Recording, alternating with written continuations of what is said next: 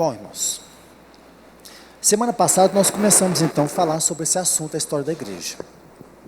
E então nós falamos sobre a questão de como como é importante a gente estudar a história da igreja, todos aqueles pontos que mostram para nós que estudar a história da igreja é algo fundamental para todo cristão.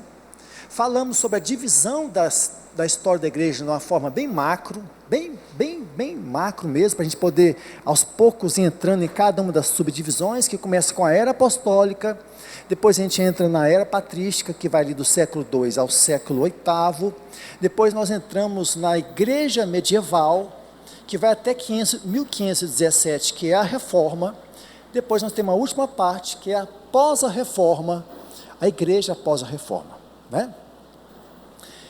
E também nós entramos na patrística, e focalizando principalmente a questão da perseguição romana. Hoje então nós vamos dar continuidade à patrística, vamos devagar, porque a intenção nossa era fazer realmente que a história da igreja em 4 reuniões. Só que, sabe gente, a gente percebe que não adianta a gente correr, né? Não adianta a gente vir aqui jogar um tanto de conteúdo muito resumido, que aí acho que ninguém vai absorver nada. Então talvez a gente colocando um pouco mais de conteúdo, mais explicado, seja mais fácil. Então, o que eu vou fazer? Eu vou compartilhar aqui sobre a questão da patrística inteira, né? Todos os 3 períodos da patrística que a gente vai ver agora, são esses períodos aí. E quando eu terminar aqui o pós-niceno, eu devo demorar umas 3 a 4 reuniões, ou então terminar a igreja medieval, aí eu vou dar uma parada, o Everton vai entrar com a questão de seitas e heresias, para vocês darem uma respirada, depois a gente volta com a história da igreja de novo, para não ficar uma coisa muito maçante, muito cansativa, tá bom, gente? Então, a forma de dividir a história da igreja aqui, da era patrística, essa é uma das formas, tá, gente? Existem várias formas, considerando o concílio de Nicéia.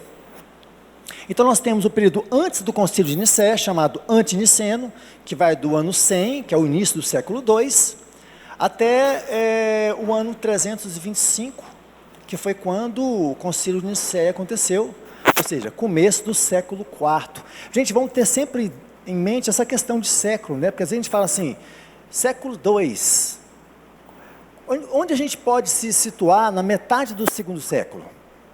Em que ano? 150, né? Então a gente fala, metade do segundo século, 250. Não, então vamos sempre se situar para a gente não se perder aí, beleza?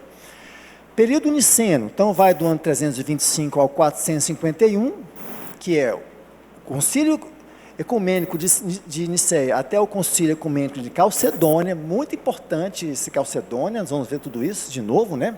O período pós-niceno, que é o final, de 451, até a morte do último pai da igreja do Oriente. E aí uma controvérsia aqui, porque alguns consideram o pai da igreja do Ocidente, que acho que está em 400 e pouco, não é João Damasceno, mas nós vamos considerar até aqui. E é claro que aqui, 749, nós já entramos na Idade Média, porque a Idade Média é considerada de 500 a 1500, mas nós vamos considerar aqui essa questão do pós-niceno, indo a 749, a gente não vai ter nenhum tipo de prejuízo. Ok, gente? Beleza, então. Então vamos contextualizar essa situação, para a gente entrar no período, então, da patrística, o antiniceno.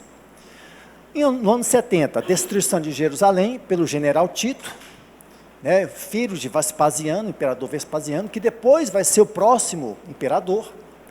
Então, quando ele destrói Jerusalém, que era o centro do cristianismo, e a gente pode ver isso lá no concílio de Jerusalém, em Atos, né, no livro de Atos, então acontece a transferência do centro do cristianismo para Roma, Antioquia e Alexandria. Roma no ocidente, Antioquia e Alexandria já fazendo parte das igrejas do Oriente, tá?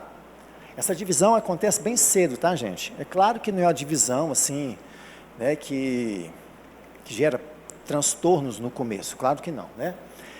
Então acontece essa transferência, isso é muito importante. Agora Jerusalém está destruída, os judeus se espalharam e os cristãos também caçaram seu rumo, né? Ok? No ano 90, início da perseguição romana sob Domiciano, por quê? Aqui Vespasiano morre, entra Tito, né? O general Tito morre, que é o imperador, entra seu irmão Domiciano, e ele então começa a fazer a segunda grande perseguição, que a primeira, a gente sabe que foi com Nero, em 64, né? Então a primeira é Nero, a segunda é Domiciano. Começa a segunda perseguição. E ele exila então João na ilha de Patmos, e João vai passar 4 anos na ilha de Patmos. Conforme Irineu, conforme Eusébio, dizem, e Jerônimo também fala sobre isso. Então são vários relatos desses homens, eles escreveram, eles falam justamente isso. João passou 4 anos na ilha de Patmos, ele foi torturado, foi para lá. Só que Domiciano vai ser assassinado em 96, e entra esse novo imperador, o Nerva, que ele era tolerante com os cristãos. E ele liberta então João. E João vai passar os seus últimos anos lá em Éfeso, né? Então o João vai para Éfeso. Tudo isso é contado por Irineu, por Eusébio, por Jerônimo. Só que em 98, entra um novo imperador, filho de Nerva, esse Trajano, aquele que colocou aquela nova resolução, que o cristão não poderia ser perseguido, né? Só se fosse acusado, ele deveria responder pelas acusações. Então o apóstolo João morre, o último apóstolo morre. Então percebam aqui, que o cristianismo passava por uma situação de muita turbulência, né? Era perseguição romana, perseguição dos judeus, o gnosticismo já se espalhando, já tinha se espalhado pelo Império Romano, mas já começava a mostrar suas garras, ali na era apostólica, tanto é que Paulo, João e Pedro, eles vão denunciar o gnosticismo em suas cartas, né? Só que mesmo diante de tudo isso, quando chega o final do século I, a gente percebe o cristianismo disseminado por todo o mundo mediterrâneo. Algo que aos olhos naturais não dá para entender, de forma alguma. Qualquer historiador, ele vê isso claramente. Perseguição para todo lado, uma igreja pobre, não tinha dinheiro essa igreja, né? Confisco dos bens, porque os imperadores começaram a confiscar os bens de todos os cristãos. Mas o que a gente percebe é realmente o cristianismo já se espalhando aqui pelo mundo mediterrâneo. O mundo mediterrâneo, você sabe, é aquele mundo que é banhado por esse mar interiorano, o maior mar que existe interiorano, que banha o norte da África, o sul da Europa e também a Ásia, né? Ele tem aqui a ligação com o Atlântico através do Estreito de Gibraltar, o final dele aqui é justamente o Oriente Médio, né? Então já tinha aqui está Jerusalém, Antioquia está aqui Constantinopla, ainda Bizâncio, aqui gente, ó, são as 7 igrejas da Ásia Menor, certo? Atenas, Corinto, Tessalônica, Cartago, Roma. Aqui Lyon, tem outro nome aqui, que é a Gália, depois virou França, Alexandria aqui no Egito, e Jerusalém aqui que eu já falei. Então, vocês percebem que eles foram viajando por aqui e foram conquistando, né, esses territórios. Depois a igreja vai adentrar, né? Irineu vai para Lyon, na Gália, o próprio Tomé, a tradição diz que ele morreu na Índia, né? Depois de converter a esposa do imperador, ela se recusou a ter relações sexuais com ele, então o imperador mandou os soldados flecharem o Tomé. Então vocês veem que na época, ainda na era apostólica, o cristianismo estava avançando, né? Estava avançando. Então nesse período, a gente vê então o cristianismo já disseminado no mundo mediterrâneo. Agora vamos então entrar no contexto do início do século II, onde a era patrística vai começar. Vamos lá. O contexto da igreja pós-era apostólica. com a expansão do cristianismo, isso gerou também problemas. Primeiro, aumento da perseguição romana. Para Roma, esse aqui está errado, tá, gente? Aumento da perseguição romana, foi um Ctrl+C, Ctrl+V, que ficou esse pedacinho aí. O que acontece? Para os romanos, o cristianismo era sinal de rebeldia. Porque os cristãos, como a gente viu da outra vez, eles não se submetiam à soberania de César. Eles não se submetiam no sentido de adorar a César, de ter César como um Deus. Então aquilo era uma expressão pública de rebeldia. Além de tudo, eles eram acusados de todas aquelas acusações que nós vimos na última aula, né, pelos romanos. Falta de patriotismo, né, canibalismo, incesto, culpa das calamidades que aconteciam, né, todas aquelas coisas. Então, quanto mais o império, o cristianismo crescia, para alguns imperadores, isso era algo muito preocupante. Então, a gente vai ver, então, a intensificação da perseguição romana. Segundo, ataque de intelectuais, filósofos, religiosos, tanto judeus como pagãos. Então, isso também despertou nesses filósofos, nesses pensadores, uma inveja, uma preocupação. Eles começaram a acusar, fazer acusações com o intuito de trazer descrédito, desacreditar, desmoralizar a fé cristã, de forma que ela houvesse um esvaziamento do cristianismo. Então, eles começaram a falar assim: os seus mestres são ignorantes. Ou então os judeus falavam assim: a religião de vocês é uma religião, uma invenção nova, de algumas pessoas lunáticas, não tem respaldo histórico, como a nossa, que é milenar. Então chegavam os romanos e diziam assim: vocês são incoerentes, porque vocês não adoram a César, e dizem que fazem isso, porque César é um homem, mas vocês também falam que o Deus de vocês é um homem. Aí quando nós vamos arguir vocês sobre isso, vocês falam assim: não, mas esse homem, que vocês falam que morreu, ele ressuscitou, porque ele é Deus, e assentou à direita do Deus Pai. Uai, se vocês adoram também o Deus Pai, então vocês são politeístas, mas vocês nos acusam de politeísmo. Então percebam, era uma situação muito complicada. Então o que eles faziam? Esses intelectuais, esses filósofos, pensadores, eles acusavam a igreja de fora, muitas acusações. E terceiro, aumento da diversidade de pensamento cristão. Com o aumento da igreja, aumenta a diversidade de pensamento. Imagina, nós somos o grão de mostarda aqui, nós temos aqui dezenas de irmãos que congregam aqui conosco. Imagina se nós tivéssemos aqui 2.000 pessoas. O controle, não o controle, mas o acompanhamento é muito mais complicado, né, irmãos? Né? Pois é, então assim, essas grandes denominações, elas têm um grande trabalho para fazer o acompanhar de todo mundo, né? A mesma coisa aconteceu aqui, ó. Uma diversidade de pensamento cristão e o surgimento de heresias. O surgimento de heresias. Inclusive, o gnosticismo. Apesar do Everton vai falar sobre seitas e heresias, ele vai tocar no gnosticismo de uma maneira mais detalhada, eu preciso então dar uma pincelada aqui no gnosticismo para a gente entender, né?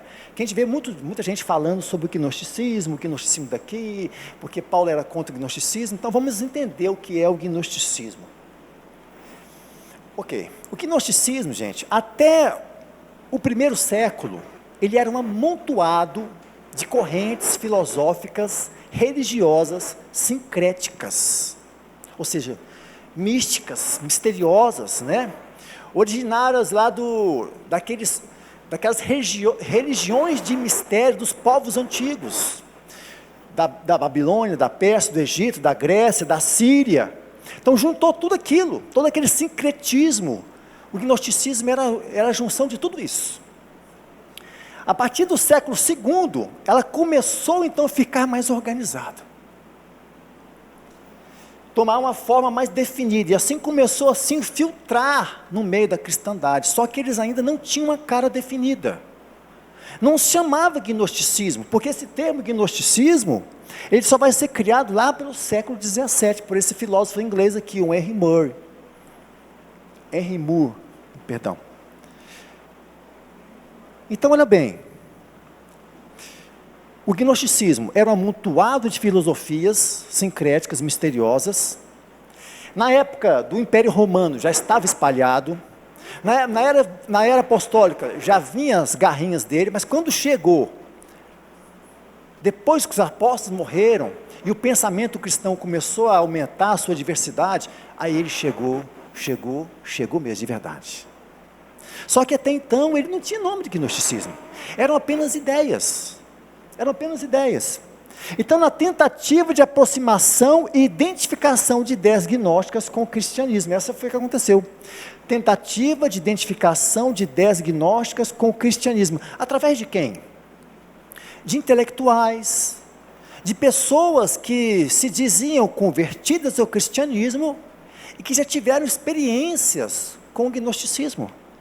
Então eles entram para dentro do cristianismo trazendo uma bagagem gnóstica. Você já viu essas pessoas que já envolveram com nova era e se tornam cristão? Às vezes é difícil você tirar dela uma determinada forma de pensar, a forma deles lidarem com os espíritos, né? A pessoa vem às vezes até do espiritismo, e ele pensa, não, mas espera aí, isso é um espírito que precisa evoluir. Aí você, não, meu irmão, isso aqui é um demônio. Né?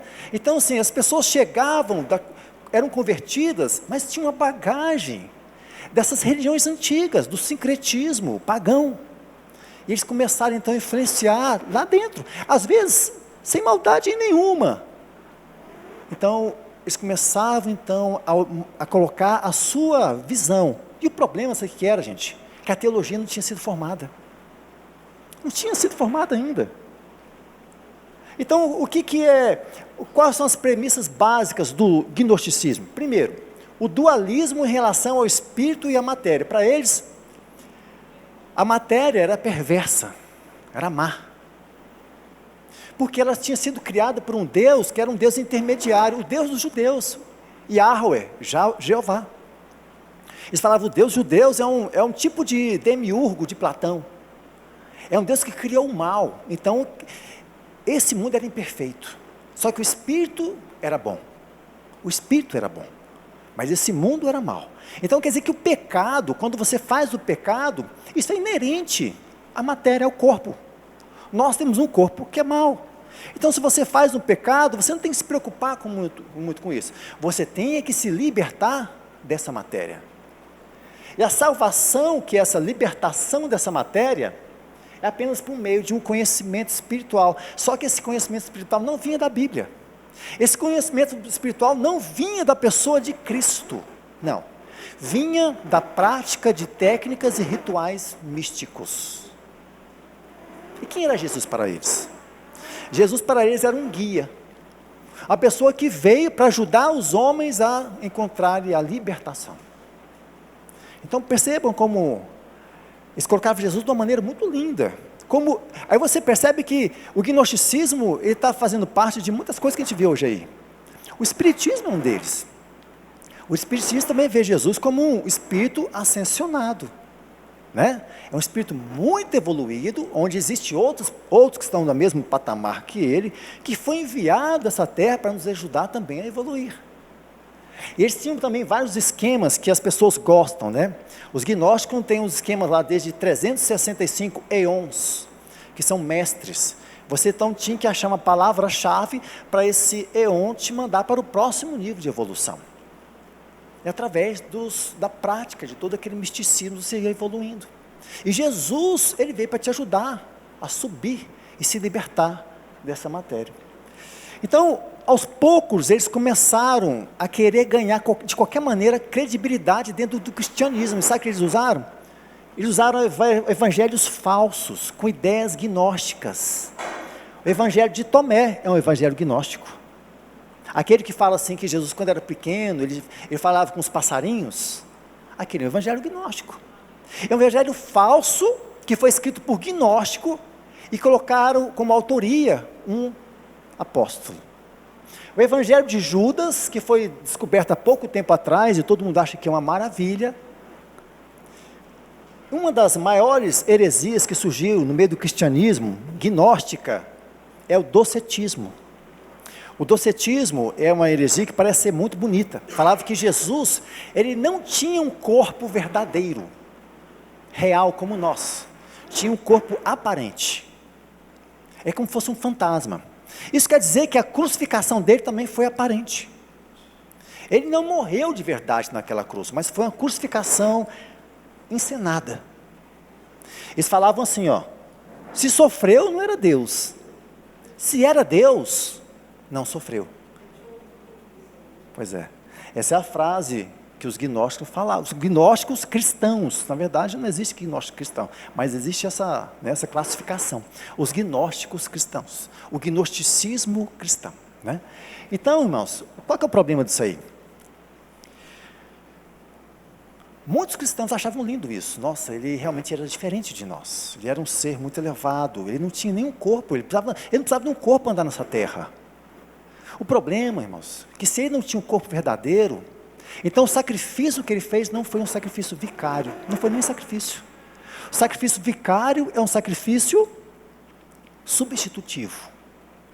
Então, se ele não tinha um corpo perfeito, aquilo que aconteceu na cruz, era impossível de produzir expiação para os nossos pecados, porque o cordeiro deveria ser morto para que o nosso pecado fosse então expiados. Se nosso pecado não foi expiado, então nós também não podemos ser justificados, não é verdade? Então isso aí destruía a doutrina da expiação, só que os irmãos, a maioria dos cristãos, eles não tinham conhecimento teológico suficiente para entender, para discernir que o gnosticismo era uma verdadeira mentira, era algo satânico. Eles não conseguiram. Graças a Deus que os pais da igreja, eles por unanimidade, eles rejeitaram esses evangelhos de Tomé, de Judas, e eles expurgaram o gnosticismo do cristianismo. Graças ao Senhor. Precisou de uma força-tarefa tremenda, porque o gnosticismo era como, um irmão falava, ele era como uma hidra. Sabe a hidra, aquele monstro cheio de cabeças, que se você corta uma cabeça, ele aparece com mais cabeças? Ele era assim. Você tirava uma cabeça aqui, ele aparecia do outro lado, com outra ideia gnóstica. Então precisou de uma força-tarefa muito grande para que o gnosticismo fosse tirado, mas hoje ele existe ainda. A logosofia é baseada no gnosticismo, a cientologia do Tom Cruise é baseado no gnosticismo. A maçonaria tem um pezinho dela lá no gnosticismo, né? E todo o movimento Nova Era, todo não, porque ele é bem complexo, o movimento Nova Era, mas uma grande parte dele também é influenciado pelo gnosticismo, ok? Coisa satânica mesmo. Então vamos voltar para o contexto da era apostólica. Então eu passei para vocês esse primeiro aqui, aumento da perseguição romana, ataque de intelectuais e filósofos religiosos, tanto judeus como pagãos, e as heresias, onde o gnosticismo está. Por outro lado, acontecia isso, todos os apóstolos estavam mortos. O cânon do Novo Testamento ainda não existia, eles só tinham o Antigo Testamento. Porque apesar de que quando chegou no final do século I, todos os 27 livros já terem sido escritos, eles ainda não eram reconhecidos como canônicos. Isso, como o Everton mostrou para a gente, demorou um processo histórico para acontecer. Principalmente algumas epístolas de Pedro, João, Hebreus, Tiago, elas demoraram para ser reconhecidas. Algumas igrejas, inclusive, não tinham todos esses documentos. Eles tinham uma lista, faltava alguns. Tinha algumas igrejas tinham apenas alguns evangelhos. Tinham documentos que não deveriam ser considerados canônicos. Então, havia um problema aqui. O cânon ainda não existia. E outra, a ausência de uma doutrina cristã. Porque a gente tem um cânon do Novo Testamento, do Velho Testamento. Mas precisa de homens para olhar e dizer assim, olha, quanto a esse assunto, A Bíblia vai nos dizer o seguinte, ou seja, precisa fazer uma interpretação, mostrar para nós o que realmente aquilo significa. Então eles não tinham um entendimento daquilo que realmente Cristo era, da cristologia. Eles não tinham entendimento da trindade. Aliás, a trindade, ela demorou muito para chegar no consenso. Eles não tinham entendimento nem sobre a questão do corpo de Cristo. Então as heresias entravam de uma maneira muito rápida e muito fácil. Como é então que eles poderiam sobreviver diante de tudo isso? Como a igreja poderia sobreviver diante de tudo isso? Quando a gente olha com os olhos naturais, irmãos, a gente conclui que era impossível ela sobreviver. Não teria como ela sobreviver, né? Não teria como ela sobreviver. O que acontece é o seguinte: o Senhor, quando eu falei para vocês sobre a história da igreja, uma das coisas que a gente vê é o Senhor se movendo. É Deus Todo-Poderoso mostrando que Ele tem um propósito com essa igreja. Por mais que a situação fosse difícil, como foi na era apostólica, agora, o contexto da era pós-apostólica é muito mais complexo. Quem está na frente é Deus. Quem controla isso é aquele que elegeu todos os seus filhos em Cristo. Então, quando a gente estuda a história da igreja, a gente fica impressionado, irmãos. Como é que as coisas foram acontecendo, que diante de tanta dificuldade, de tantos obstáculos, a igreja ainda continuou crescendo, e crescendo, e crescendo. Então Deus foi levantando homens, que além de um amor pelo Senhor, um fervor de espírito, uma fidelidade incrível, muitos deles eram extremamente capazes em termos da intelectualidade, da oratória, da liderança. Deus levantou os pais da igreja. E algo interessante da gente perceber, e triste, que os pais da igreja, para a igreja católica romana, e para a igreja ortodoxa grega, eles são muito admirados, eles são venerados. Muitos deles foram canonizados, são santos. Então você tem o Santo Agostinho, você tem o Santo Irineu, o São Irineu, o São Clemente.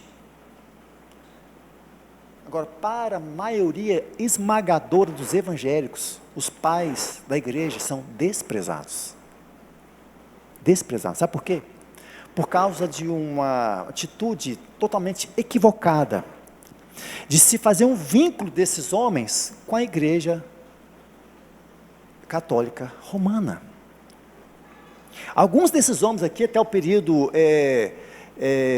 do período antiniceno, nem tiveram contexto nenhum com a igreja católica romana, porque a igreja católica romana, como nós vimos, ela vai surgir realmente, oficialmente, quando? Em 380, né? Com o Edito de Tessalônica. Foi feito por Teodósio I, o imperador romano. Teodósio I, imperador romano. Em 313, há o edito de Constantino, quando ele declara livres os cristãos para poder exercer sua fé. Mas só em 380 que realmente o cristianismo ela faz parte de ela é uma religião oficial do Império Romano. Então até ali os pais da igreja não tinham nada a ver com aquilo. E mesmo depois, dentro do contexto católico romano, gente, nós não podemos dizer que esses homens fizeram algo porque eles estavam ali, nós não podemos considerar o que eles fizeram. Não, de forma alguma. A gente precisa aprender a separar as coisas. A gente não pode nem estar no extremo de venerar, também não podemos estar no outro extremo de desprezar. A gente tem que entender que esses homens foram homens que eram falhos como nós. Eles tinham suas deficiências, eles erraram, como nós vamos ver aqui. Eles erraram, muitos deles erraram.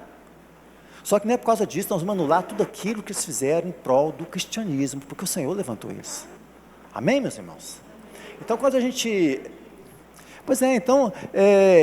se for juntar tudo aquilo, a obra literária da patrística, Algumas bibliotecas têm, cerca de 400 volumes imensos, que contabilizam mais de 100 mil páginas. Você tem uma dimensão da produção literária que ocorreu nesse período, através desses homens. É muito, muito, muito, muito rico, irmãos. Muito, muito, muito rico mesmo, de verdade.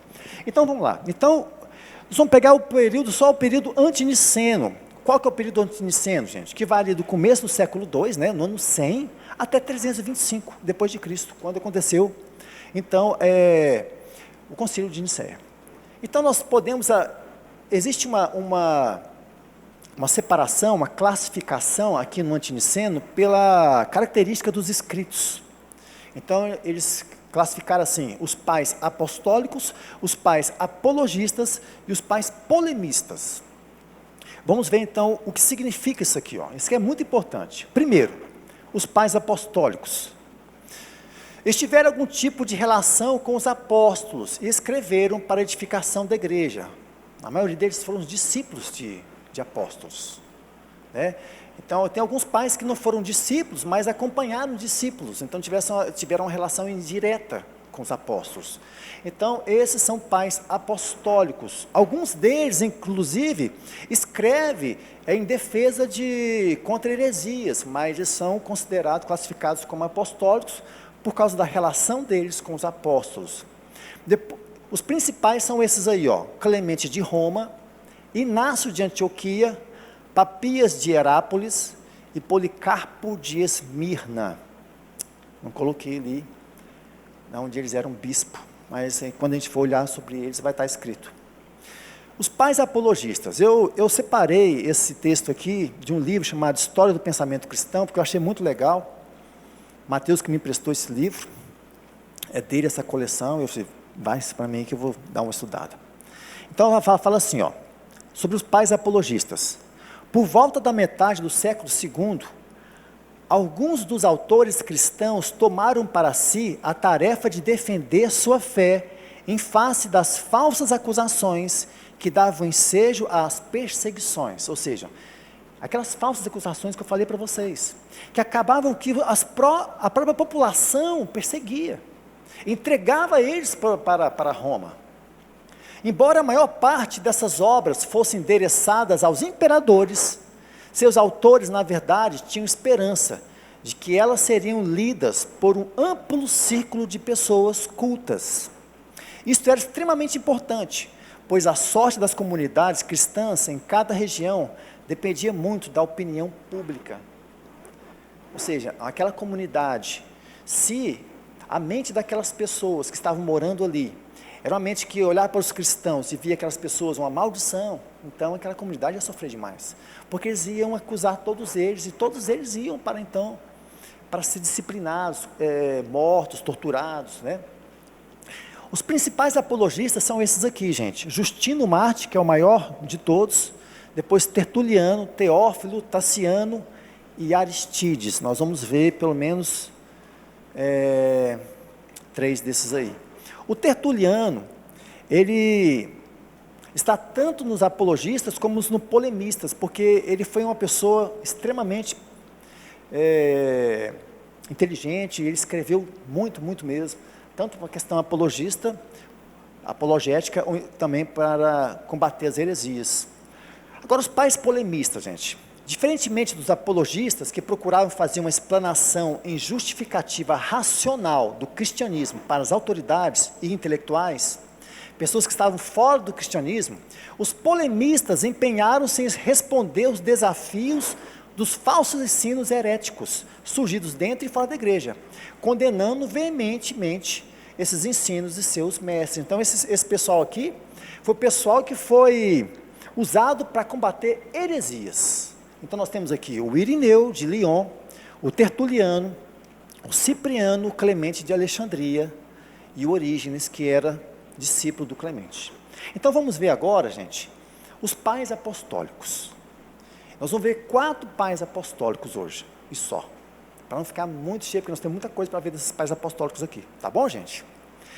Então, Clemente de Roma, ele morreu logo no começo aqui, tá vendo? 101, mas ele é considerado o primeiro pai.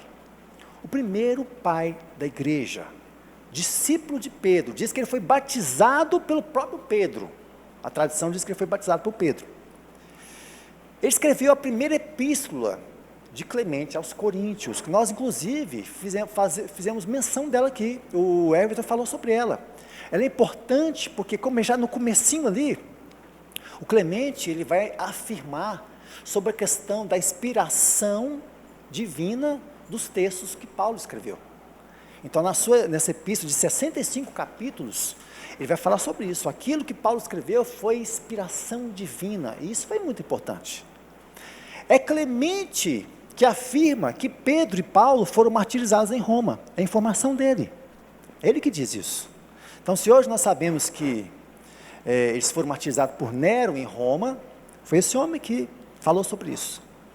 Ele defendia publicamente o sistema religioso através de uma hierarquia sacerdotal. O que é isso? Um bispo, os presbíteros e os diáconos. E aí nós entramos numa situação diferente aqui. Por quê? Porque quando a gente vê Paulo falando sobre essa questão do governo da igreja, da liderança cristã, nós vamos ver Paulo usando termos intercambiáveis, que é presbítero e bispos. Para ele, Paulo, é tudo a mesma coisa. Por exemplo, vamos lá em Atos, pode falar, pastor? Sobre as funções, uma mesma pessoa pode... A mesma pessoa, né? É justamente isso. Então vamos lá em Atos capítulo 20, versículo 17. Se alguém tiver a Bíblia aí. Só quero mostrar isso para vocês, que eu acho que seria importante. Então diz assim, ó. De Mileto mandou a Éfeso chamar os presbíteros da igreja, ou seja, você sabe que nesse momento aqui Paulo está indo para Jerusalém, então ele passa em Mileto e quer se despedir dos presbíteros da igreja de Éfeso, então eles vão chamá-los. Agora olha só, o que ele vai dizer para eles, aqui no versículo 28, então ele vai falar várias coisas para eles, aqui no versículo 28, atendei por vós, e por todo o rebanho sobre o qual o Espírito Santo vos constituiu bispos, para pastoreardes a igreja de Deus, a qual ele comprou com seu próprio sangue. Então esses presbíteros, eles eram os bispos. Não existia um bispo em Éfeso que estava acima de todos. Eram um corpo de presbíteros, é um presbitério. Vamos em Tito, capítulo 1, versículo 5, se eu não me engano. Tito. Paulo vai dar as instruções aqui para o seu discípulo Tito. Aqui, ó. Por esta razão te deixei em Creta, para que pusesses em ordem as coisas restantes, bem como em cada cidade constituísses presbíteros conforme te prescrevi. Alguém que seja marido de uma só mulher, que tenha filhos crentes, que não são acusados de dissimulação, nem são insubordinados, porque é indispensável que o bispo seja irrepreensível, como dispenseiros de Deus, e aí vai. Então ele está falando dos presbíteros, e fala, é indispensável que os bispos sejam irrepreensíveis. Só que aqui em Clemente, você já começa a ver uma divisão. Um desses presbíteros, ele se destaca dos outros. Então ele se transformou o bispo daquela região. O bispo. No caso, ele era o bispo de Roma. E essa hierarquia, irmãos, a gente sabe que hoje existe também na igreja evangélica. Né? Não só na católica, que depois é uma hierarquia que se tornou muito mais complexa, né? Ela foi ficando muito mais complexa, arcebispos, papa e tudo mais, né? Mas essa hierarquia que existe hoje em muita igreja evangélica, né? Onde você tem diáconos, presbíteros, pastores, bispos, chega até para apóstolo, né? Às vezes a gente aponta muito para a igreja católica, mas a gente percebe que na própria igreja evangélica isso acontece. Agora é claro que a igreja católica considera esse homem como São Clemente de Roma, é o quarto papa da igreja católica. Para eles, ele é o Papa Clemente I. E nessa época, o Clemente nem sabia que iria ser papa, né? Que o Papa, esse termo Papa, ele vai começar a ser utilizado no começo do século III. E é um termo mais de respeito, de um carinho, de um afeto aos bispos das igrejas, somente aos bispos. A partir do século VI é que ele começa a ser utilizado mais especificamente para o bispo de Roma, mas mesmo assim, um caso ou outro, algum bispo de uma outra região, também é chamado de Papa. Na Igreja do Oriente, não. Isso é algo exclusivo do patriarca de Alexandria. Ele já é chamado de Papa desde o século III. Aí quando chega no século XI, o Papa Gregório VII, então ele decreta que esse título Papa era exclusivo do bispo de Roma. Então só lá no século XI é que isso vai realmente acontecer. Até lá, alguns usavam, outros bispos usavam também. Então, é isso que aconteceu. Vamos, em 101, sob o império de Trajano, ele foi tirado em um mar, com uma pedra amarrada no pescoço. Ele foi preso, esse bispo, foi levado para uma mineradora, como é que chama, gente?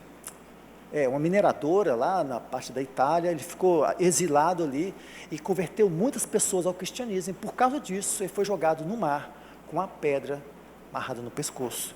Foi martirizado. Clemente de Roma, o primeiro.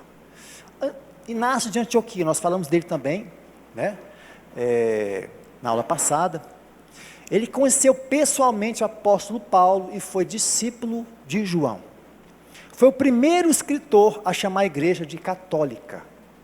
E católica aqui, irmãos, por favor, é universal. Não tem nada a ver com catolicismo romano. Católica aqui quer dizer o seguinte, que a igreja, ela é constituída de pessoas, independentemente da sua raça, da sua cor, da sua língua, da sua idade, da sua posição financeira, posição intelectual. Não, todos foram chamados para participar dela. Então ele é o primeiro a chamar a igreja de católica, esse bispo aí. É importante isso, né, gente? A gente perceber que esses termos acontecem lá no comecinho. Lá no começo, quando nem a igreja católica existia, né? Durante a sua viagem para Roma, como prisioneiro, ele escreveu aquelas 7 cartas que eu falei para vocês. Ele foi preso lá em Antioquia e foi levado para Roma para ser julgado, condenado, morto, né? Então, durante essa viagem, ele escreve aquelas 7 cartas, uma para Esmirna, uma para Policarpo, uma para Éfeso, né? E outras mais. Essas cartas são muito importantes, são documentos muito importantes. Por quê? Elas relatam a realidade das igrejas da Ásia Menor em princípios do século II, ou seja, a gente entende alguma coisa dessas igrejas porque a gente vê no Apocalipse o que o Senhor digitou para João escrever para aquelas igrejas, né? Aqui há uma outra carta, que é uma carta já lá do período do final, bem no finalzinho mesmo, no ano 107, onde esse homem vai falar alguma coisa da realidade dessas igrejas. Outra, ela discorre sobre o nascimento virginal e a divindade de Cristo, e também enfatiza a natureza humana de Cristo, já combatendo o docetismo. Então são cartas muito importantes desse homem. Inácio de Antioquia também defendia o novo modelo de liderança da igreja, com o bispo acima dos presbíteros. Olha só o que ele escreveu, gente, olha só. Segui todos ao bispo, como Jesus Cristo segue ao Pai, e aos presbíteros como aos apóstolos, respeitai os diáconos como a lei de Deus. Sem o bispo, ninguém faça nada do que diz respeito à igreja. Considerai legítima a Eucaristia realizada pelo bispo, ou por alguém que for por ele, encarregado por ele. Onde aparece o bispo, aí esteja a multidão. Do mesmo modo que onde está Jesus Cristo, aí está a igreja católica. Então percebe que lá no começo, o bispo realmente, ele tinha uma posição muito séria. O próprio Irineu, ele vai dizer que as 3 soluções para se lutar contra aqueles inimigos da igreja naquela época, era o bispo, os credos e o cânon. Nós vamos falar sobre os credos no próximo compartilhar, muito interessante. O credo apostólico, o credo niceno, né? o credo que forma o peixe, né? O ictus. O Inácio de Antioquia, ele considerava o sacramento da Eucaristia como uma das coisas mais importantes do cristianismo. Eu achei isso lindo demais, gente.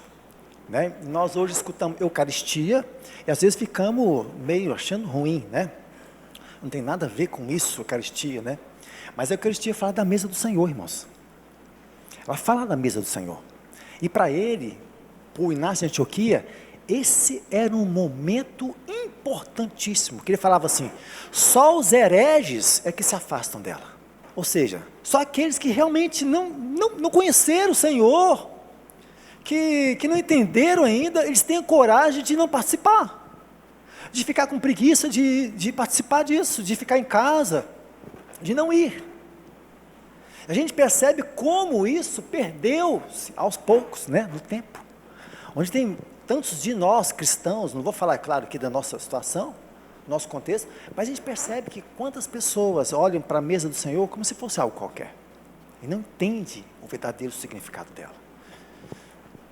Então ele fala várias coisas sobre isso aqui, muito poderosas mesmo, sobre a Eucaristia, e é interessantíssimo você ouvir esses homens lá do começo, discípulo de João, falando sobre isso. Ele morreu dilacerado por leões sob o império de Trajano, nós já falamos sobre o martírio dele aqui. 2 dias antes dele ser mandado para o Coliseu para ser morto pelos leões, 2 colegas dele, irmãos, estavam presos com ele, foram mandados para as feras. Então ele teve a certeza de que iria morrer também, naquele destino. Então ele escreve aquela frase, né? Que ele seria como o trigo moído nos dentes das feras, né? Glorificando o nome do Senhor, né? Esse é um homem realmente muito precioso, Inácio de Antioquia, deixou muita coisa maravilhosa, né? O próximo pai é Policarpo de Esmirna. Policarpo de Esmirna, 69 a 155, já estamos aí na metade do século II, né? Também discípulo de João, sendo ordenado por ele como bispo de Esmirna. E aqui, irmãos, há uma coisa muito interessante. Olha só, ele foi discípulo de João e foi ordenado pelo apóstolo João como bispo de Esmirna. Então, olhe bem, se nós estamos falando aqui, achando estranho, né, que o bispo agora é um presbítero maior, o próprio João, o apóstolo João, ordenou o Policarpo para ser o bispo dentre aqueles presbíteros. Provavelmente Policarpo seja o anjo da igreja de Esmirna que o Senhor Jesus falou para João escrever. Muito provavelmente. Porque se ele foi ordenado por João, então ele foi ordenado lá no ano 98, por aí. E foi quando João depois escreveu o Apocalipse. Então há uma grande probabilidade, os teólogos falam assim, é quase certo que ele é o anjo da igreja de Esmirna. Isso é lindo demais. Vamos ver o que o Senhor falou para esse anjo. Vamos lá na carta a carta de Esmirna. Apocalipse capítulo 2. Capítulo 2, versículo 8. Você sabe que o anjo, irmãos, o anjo aqui, é aquele que está na frente do trabalho lá. É o pastor, né? É o pastor. É que você vê que ele não fala para os anjos das igrejas, ele fala para o anjo. Então, realmente, os bispos eram importantes para decidir a situação, sabe? Para decidir alguma coisa ali, questão doutrinária, de liderança, de ordem. Olha só o que o Senhor fala para esse anjo, irmãos. Ao anjo da igreja de Esmirna escreve, estas coisas diz o primeiro e o último, que esteve morto e tornou a viver. Conheço a tua tribulação, a tua pobreza, mas tu és rico. E a blasfêmia dos que a si mesmo se declaram judeus e não são, sendo antes sinagoga de Satanás. Não temas as coisas que tens de sofrer. Eis que o diabo está para lançar em prisão alguns dentre vós, para ser posto à prova, e tereis tribulação de 10 dias. Agora que o Senhor fala para ele, irmãos, ser fiel até a morte, e dar-te-ei a coroa da vida.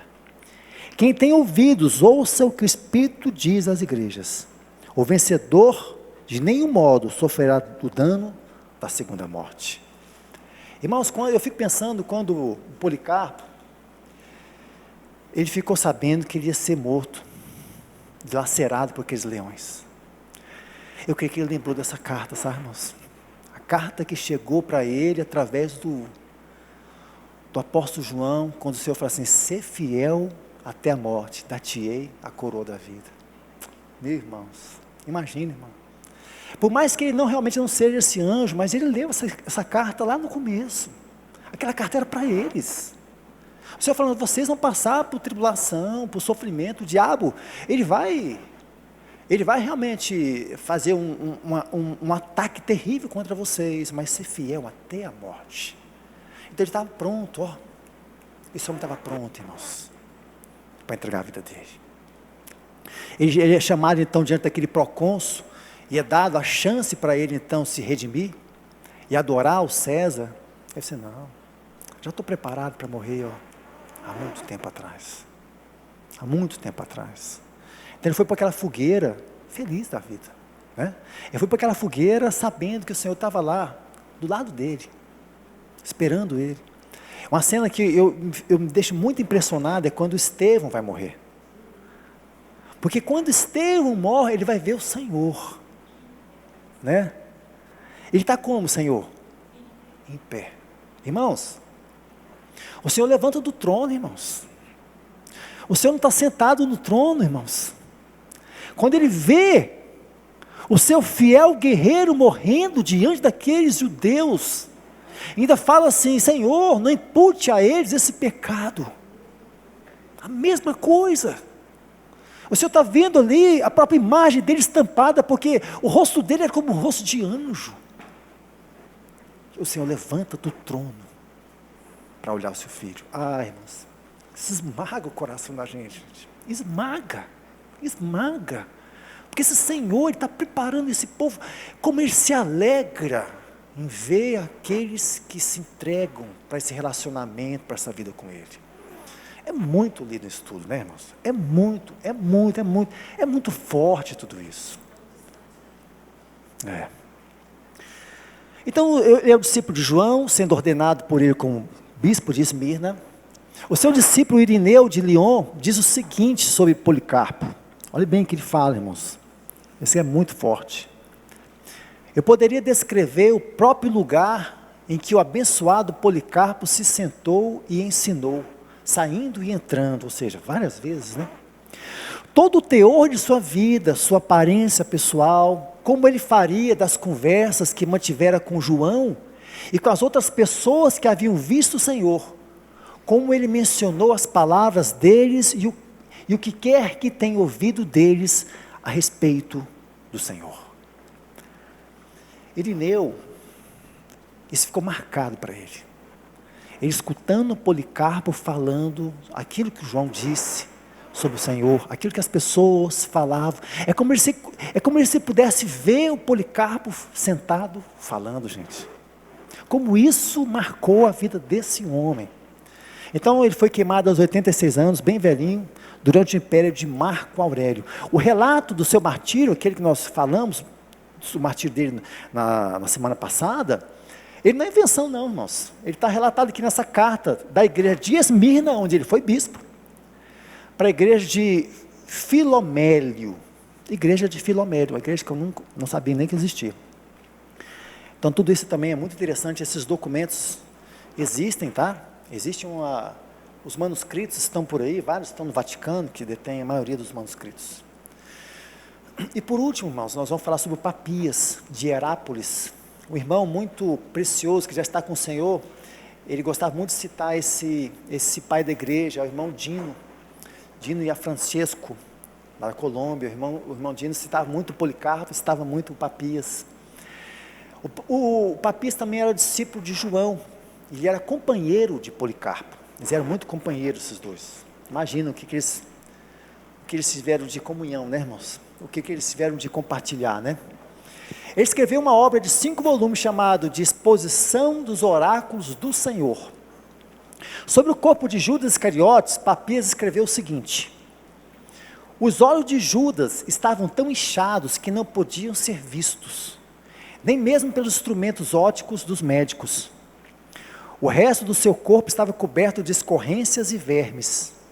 Judas morreu em um local solitário e foi deixado desolado até a época, ou seja, distante, né? Muitos dias. E ninguém poderia passar pelo local sem parar o nariz com as mãos. Foi uma paráfrase que eu fiz do escrito de Papias, porque ele é bem complicado assim de ler e entender, né? Então, irmãos, olha bem como é interessante esse relato, porque esse é um relato autêntico, um relato que traz para nós uma história que nós conhecemos, mas é um detalhe que a gente nunca ouviu. A riqueza disso tudo é muito grande, irmãos, é muito grande, né? Então ele está falando aqui sobre Judas Iscariotes. Agora olha o que ele fala sobre Mateus e sobre Marcos, os 2 evangelistas, esse Papias. Também escreveu sobre os evangelistas Marcos e Mateus. Sobre Marcos ele fala assim, ó: tendo se tornado intérprete de Pedro, por isso que se fala que o evangelho de Marcos é o evangelho de Pedro, por causa de Papias. Marcos escreveu com precisão tudo o que se lembrava. Não foi, no entanto, na ordem exata que ele relatou os ditos ou feitos de Cristo, pois ele não ouviu o Senhor, nem o acompanhou, mas depois, como eu disse, ele acompanhou Pedro, que acomodou suas instruções às necessidades de seus ouvintes, mas sem intenção de dar uma narrativa regular das palavras do Senhor, irregular ali, né? Portanto, Marcos não se enganou ao escrever algumas coisas como se lembrava delas. Por um lado, ele teve o cuidado especial, não omitir nada do que ouvira e não colocar nada fictícios nas declarações. Esse depoimento de Papias foi extremamente importante para a questão também da canonicidade do Evangelho de Marcos. Sobre Mateus, o Papias escreveu o seguinte: Mateus reuniu os oráculos do Senhor na língua hebraica, e realmente ele escreveu para os judeus, né? A gente sabe disso. A ênfase dele era para atingir esse tipo de público, e cada um deles os interpretou da melhor maneira possível. Muito jóia isso aí, né, gente? Outro fato interessante é que ele foi criticado por Eusébio de Cesareia, o historiador, pai da igreja, o historiador, por acreditar e ensinar o quiliasmo, ou milenismo. O que é o milenismo, gente? É a doutrina que diz que, após a vinda do Senhor, haverá um período de 1000 anos, onde o Senhor reinará nessa terra, e que antecede o juízo final. Então, nessa época, já tinha gente defendendo isso, né? Já tinha gente defendendo isso, e o Papias é um deles, e eu fiquei muito impressionado com isso, porque muita gente fala que isso é uma ideia, né, do John Nelson Darby, ali do dispensacionalismo, que acontece ali no século XVIII, parece, mas não, eu achei interessantíssimo isso, né, que o Papias, naquela época, é uma pessoa que esteve aos pés de João, que escreveu o Apocalipse, que recebeu aquela revelação. Ele fala assim: gente, o Senhor vai reinar 1000 anos aqui nessa terra, né? Eusébio criticava ele, só que, por outro lado, o Irineu, não, o Irineu também, que era discípulo, né, do Policarpo, ele também apoiava a doutrina do milenismo. De longe. Só que o Papias também ele cometeu uns exageros. Não se sabe porque ele escreveu uma questão mais poética, mas isso pegou muito mal, e foi justamente esse texto aqui, ó. Os dias virão, falando sobre o milenismo, quando as vinhas crescerão, cada uma com 10.000 vinhas, os vinhais, né? E sobre uma vinha 10.000 ramos, e sobre um ramo 10.000 brotos, e sobre cada broto 10.000 cachos, e em cada cacho 10.000 uvas, E cada uva, quando espremida, dará 25 medidas de vinho, ou seja, ali são 1000 litros. E quando um dos santos pegar um cacho, o outro cacho gritará: eu sou o melhor, apanha-me, glorifique o Senhor por minha causa. Isso aí não pegou muito bem, né? Porque como se... Ele está dizendo que na época do milênio vai ser dessa forma, né? Vai ser desse jeito aí, os vinhais vão dar coisa de 10 mil, vezes 10 mil, vezes 10 mil, vezes 10 mil, né? Isso aí, então ele deu pano para a manga para o Eusébio chegar junto em cima dele, né? Ele sofreu martírio por volta de 163, alguns falam que foi em Roma mesmo, outros falam que foi em Pérgamo. E aí nós fechamos então os pais apostólicos.